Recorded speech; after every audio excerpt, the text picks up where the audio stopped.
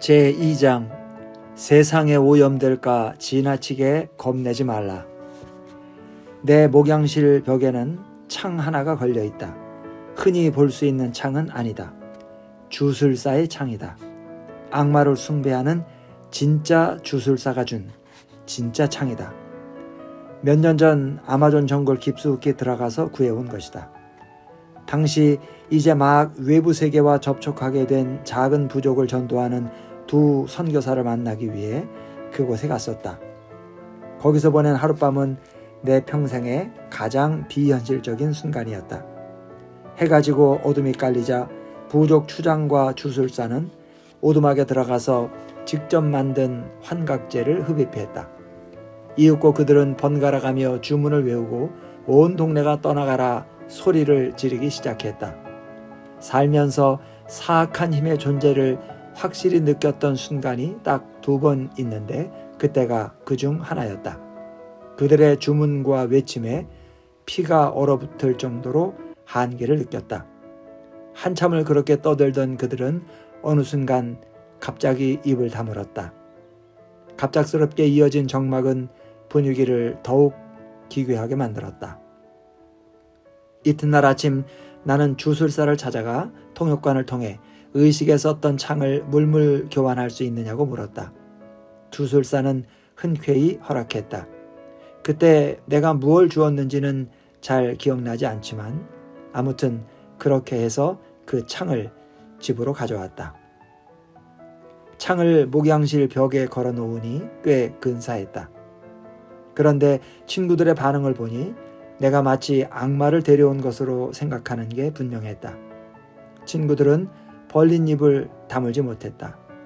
어떻게 그토록 사악한 물건을 가져오는 것도 모자라 목양실에 걸기까지 할 수 있냐고 난리였다. 그들은 내가 사탄에게 틈을 내주었다고 생각했다. 그들은 그 일로 나와 내 주변, 심지어 교회 안에서 온갖 끔찍한 일이 일어날 거라고 장담했다. 내가 아무리 그냥 막대기일 뿐이라고 설명해도 그들은 들은 채도 하지 않았다. 내 안에 계신 이가 세상에 있는 자보다 크시다는 사실을 늘 기억하려고 그 창을 가져와 벽에 걸어둔 것이라고 설명하자 순진한 생각이라고 말하는 친구들도 있었고 내 신학을 의심하는 친구들도 있었다. 하지만 정말 순진한 사람은 내가 아니라 내 친구들이다. 그들은 사탄을 너무 크게 보았다. 그들은 사탄의 악이 삼투압 현상처럼 쉽게 퍼져나간다고 생각했다. 나는 그런 사람들을 겁쟁이 그리스도인이라고 부른다. 겁쟁이 그리스도인들은 사탄이 거짓말쟁이요 거짓의 압이라는 사실을 망각하고 있다. 사탄은 입만 열면 거짓말을 하는 기만적인 존재다. 그런데도 겁쟁이 그리스도인들은 사탄의 허풍을 있는 그대로 믿는다.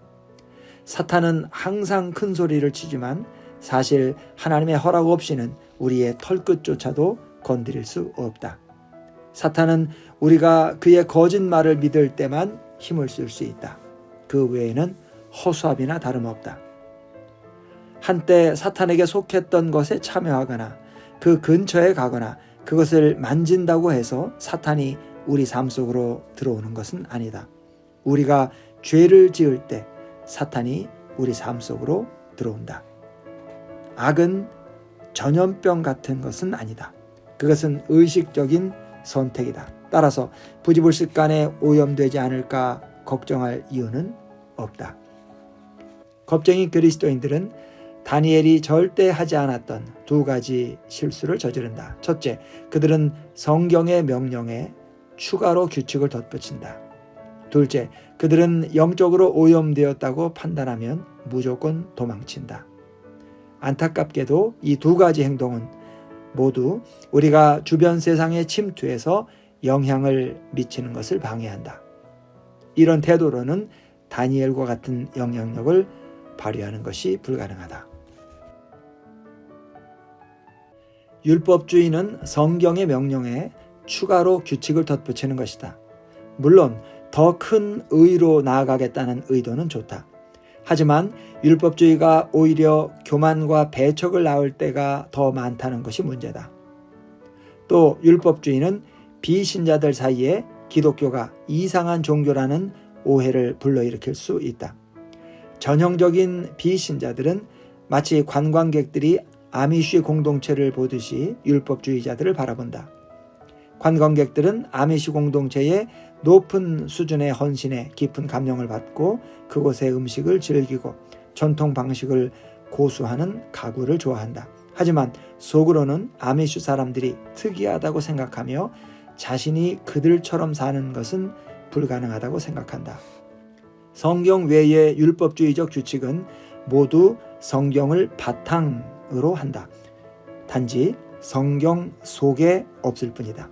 그래서 율법주의자들과 언쟁해서 이기기는 참으로 어렵다. 율법주의자들은 모든 규칙마다 해당하는 성경 구절을 제시할 수 있다.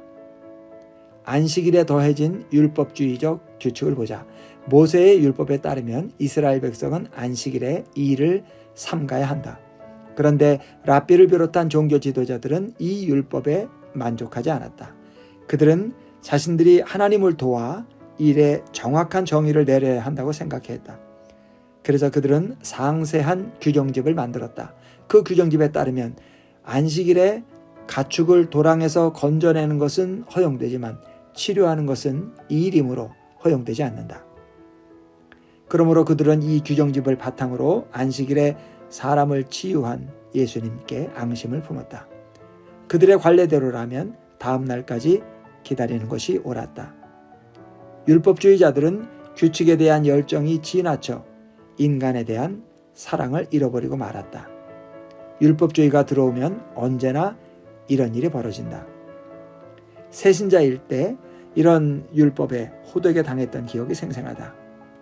그 교회에서는 성경에서 시간을 허비하지 말고 지혜롭게 사용하라고 했으니 텔레비전을 보면 안 된다고 가르쳤다. 성경에서 술 취하지 말라고 했으니 맥주를 마시는 것도 안 되는 일이다.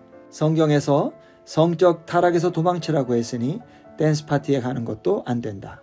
내 몸은 성령의 전이기 때문에 항상 몸에 좋은 음식만 먹고 열심히 운동해야 한다. 이 규칙들은 에베소서 5장 15절로 18절과 고린도전서 6장 18절로 20절을 바탕으로 했다.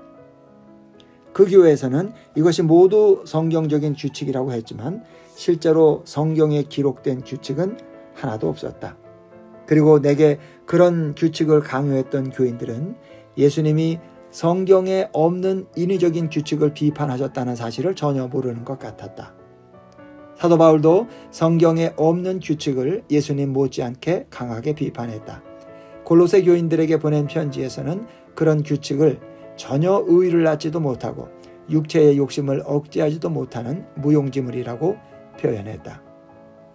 너희가 세상의 초등학문에서 그리스도와 함께 죽었거든 어찌하여 세상에 사는 것과 같이 규례에 순종하느냐. 곧 붙잡지도 말고 맛보지도 말고 만지지도 말라 하는 것이니 이 모든 것은 한때 쓰이고는 없어지리라. 사람의 명령과 가르침을 따르느냐. 이런 것들은 자의적 숭배와 겸손과 몸을 괴롭게 하는 데는 지혜 있는 모양이나 오직 육체에 따르는 것을 금하는 데는 조금도 유익이 없느니라. 하나님께는 우리의 도움 따위가 전혀 필요하지 않다. 하나님은 우리 마음대로 규칙을 추가하는 것을 원하지 않으신다. 하나님의 율법은 처음에 주신 그대로 완벽하다. 하나님이 실수로 몇 가지 규칙을 빼먹고 성경에 포함시키지 않았다며 하늘에서 자책하고 계실까? 그럴 일은 절대 없다. 하나님께는 편집자도 필요 없다. 우리 마음대로 그분의 말씀에 뭔가를 더하거나 빼는 것을 결코 기뻐하지 않으신다. 겁쟁이 기독교의 또 다른 특징은 영적 오염에 대한 불필요하고도 비성경적인 두려움이다. 사탄이 더럽혔다면 구속하면 되는 것을 겁쟁이 그리스도인들은 사탄과 조금이라도 연관이 있는 것은 무조건 멀리한다. 그렇다고 사탄을 우습게 여기라는 뜻은 아니다. 단지 사탄이 울부짖을 때마다 벌벌 떨고 사탄이 만진 것마다 멀리할 필요는 없다는 것이다.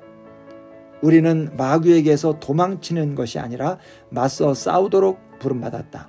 다시 말해 도망칠 쪽은 우리가 아니라 마귀다. 다니엘은 이런 믿음이 있었기에 아무 거리낌 없이 바벨론의 언어와 문학을 공부할 수 있었다. 그는 그것들이 이방 문화에 뿌리를 두고 있다는 점에 전혀 개의치 않았다. 다니엘은 악의 한복판에서도 두려워하지 않았다. 하나님의 능력을 분명히 알았기 때문이다. 다니엘은 저명한 현자였기 때문에 벨을 비롯한 우상들을 숭배하기 위해 특별히 마련된 자리에 모습을 드러내지 않을 수가 없었다. 왕실에서의 역할로 볼 때 그는 꼭 참여해야 했다. 하지만 다니엘은 그런 상황을 심각하게 여겨 뭔가 조치를 취해야 한다고 생각하지는 않은 것 같다.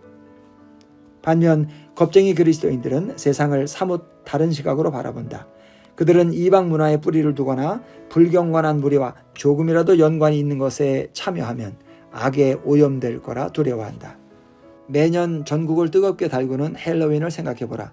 내 지인 중 한 명은 매년 10월 31일 헬로윈 축제일이 되면 잔치를 연다. 그는 그 잔치를 믿지 않는 이웃들과 어울릴 수 있는 좋은 기회로 본다. 실제로 동네 사람이 많이 찾아온다. 하지만 믿는 친구들은 그를 비난한다. 그는 그저 이웃들과 바베큐를 즐기는 것일 뿐인데 친구들은 그가 악의 무리와 모여 사탄을 숭배한다고 생각한다. 그의 친구들은 헬로윈이 이교도 문화에 뿌리를 두고 있다는 점을 지적한다. 하지만 일부 학자들은 오히려 헬로윈이 옛 기독교 전통에서 비롯했다고 주장한다. 그들은 헬로윈이 사탄의 축제일이며 호박에 눈, 코, 입을 뚫은 호박 초롱과 헬로윈 놀이가 사악한 과거의 잔재라고 믿는다. 그들은 내 지인과 그의 자녀들의 영적 상태를 진심으로 걱정한다. 그들은 악을 전염병으로 본다. 그래서 사탄 숭배자 몇 명과 어깨를 부딪히기만 해도 구원을 잃어버릴 수 있다고 생각한다. 나아가 그들은 한 번 악하면 영원히 악하고 악의 근처만 가도 악이 된다는 관념을 운동에서 아동서적까지 삶의 모든 면에 똑같이 적용한다. 그래서 그들은 매사에 경계심으로 가득 차 있다. 하지만 그런 식이라면 그들이 소중히 여기는 것을 대부분 버려야 한다. 킹 제임스 성경도 불태워 버려야 한다. 제임스 왕은 전혀 귀감이 될 만한 인물이 아니었다. 심지어 성탄절도 축하하지 말아야 한다. 우리가 성탄절로 지키는 날은 성경이나 옛 기독교 전통과 전혀 상관없기 때문이다. 성탄절은 오히려 옛 로마의 태양신 숭배와 관련이 있다. 실제로 청교도들은 이교도 기원을 지나치게 걱정한 나머지 성탄절을 아예 금하기도 했었다. 또 교회에 있는 파이프 오르간도 전부 떼어내야 한다. 파이프 오르간의 기원도 꺼림직하기 때문이다. 원래 파이프 오르간은 불경건한 연극에서 사용한 것이어서 사탄의 악기로 취급받았다. 실제로 마르틴 루터는 파이프 오르간을 교회 안으로 들였다가 맹비난을 받았다. 하지만 그는 사탄이 좋은 음악을 독차지 하도록 놔둘 수 없었다. 겁쟁이 기독교는 있을 수 없는 현상이다. 겁쟁이 기독교는 하나님께 영광이 되지 않는다. 겁쟁이 기독교는 우리 안에 계신 이가 세상에 있는 자보다 크시다는 사실을 망각한 결과물이다.